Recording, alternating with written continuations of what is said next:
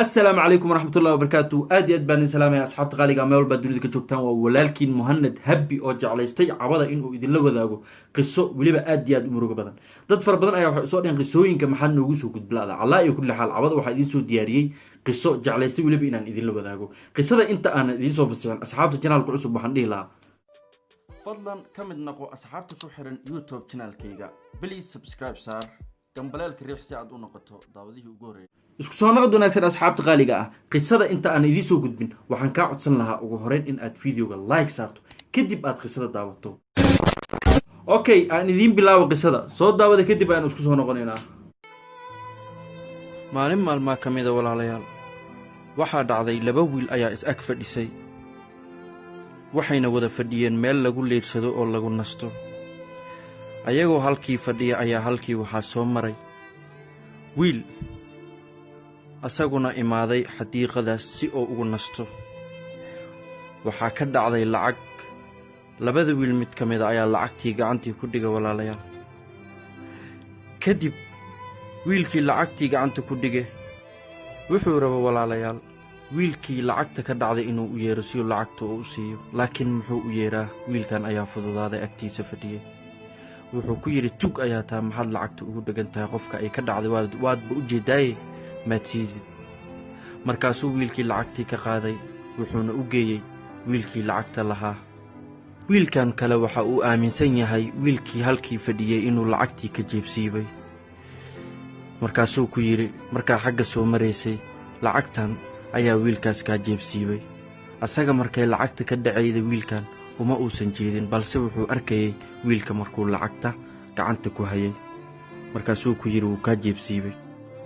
wiilkii lacagtiisa jeebka ayuu gashtay wuuna iska baxay wiilkii kale booskiisa ama positionkiisa ayuu ku soo noqday waliba asagoo si xun u eegayo wiilkii kale asxaabay wiilkii kale waa cuuriyaan lacagta markuu dhulka ka qaadayay wiilkii kale ma uusan awoodin inuu u geeyo lacagtiisa maxaa yeelay waa cuuriyaan wiilkaana asagoo hubsan ayuu wuxuu ku yiri tug ayaa tahay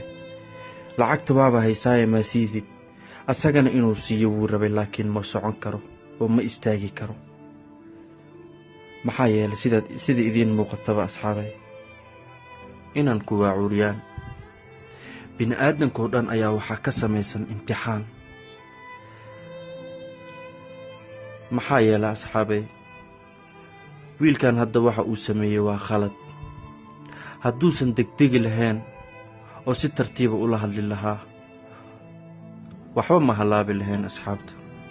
laakiin wuxuu soo xasuustay habka ay lacagta u dhacday asagana ay gacantiisa u gashay dib ayuu u noqday wuxuuna ogaaday wiilkii inay lacagta ka dhacday kadibna wiilkan lacagta uu dhulka ka qaaday uusan ka jeebsiibin asxaabta qaaliga ah aynu iska ilaalino degdega maxaa yeelay degdegu ma wanaagsano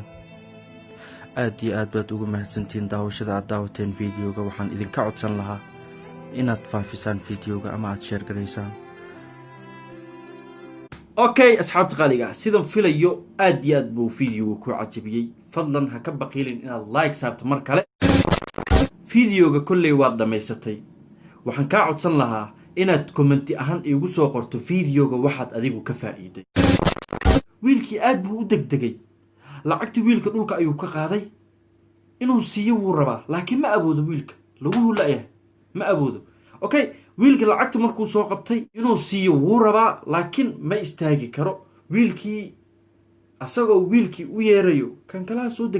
degdega ma wanaagsano fiir sida uu soo degdegay inuu u yeero si lacagta uu siiyo laakiin muxuu u yeeraa wiilkan ayaa fududaaday agtiisa fadhiyay wuxuu ku yiri tug ayaa taa maxad lacagta ugu dhagan asxaabta qaaliga degdega ma wanaagsano ha degdegin weliga okay aad iyo aad baad ugu mahadsantahay daawashada aad daawatay videoga waxaan ka codsan lahaa inaad videoga like saarto subscribe saar YouTube channelka haddaad ku cusub tahay gambalaalka riix si aad u noqoto daawadihii ugu horeeyay daawada video walba aan soo geliyo commentiga soo bixi share garee asxaabta qaaliga ah